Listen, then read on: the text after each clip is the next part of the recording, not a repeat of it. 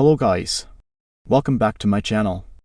Welcome to this video on using generators for efficient iteration in Python. Iteration is a common task in programming, and Python provides several ways to iterate over a sequence of data. One of these ways is to use generators.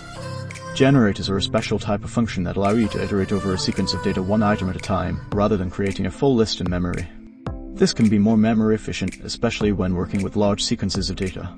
Here is an example of how you can use a generator to iterate over a large sequence of numbers.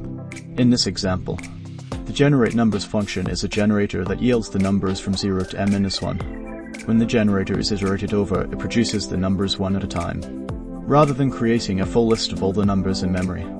You can also use generators to read data from a file one line at a time, rather than reading the entire file into memory at once. This can be useful when working with very large files. Here are a few more examples of how you can use generators in Python. 1. You can use generators to create infinite sequences by using the while-true loop. 2. You can use generators to create sequences that are based on some logical condition. 3. You can use generators to create sequences that are based on the results of some computation. However, generators do have some overhead, as they need to maintain their state and produce the values one at a time. So, in some cases, it may be more efficient to use a different approach.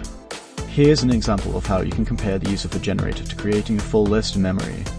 In this example, we use the getSizeOff function to measure the memory usage of the numbers list and the generate numbers generator.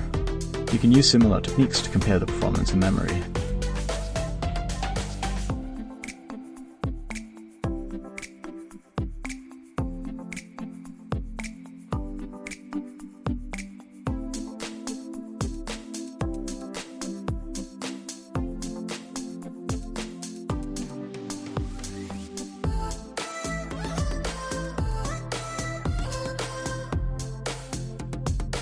You can see that the generator uses less memory because it is not creating a full list in memory.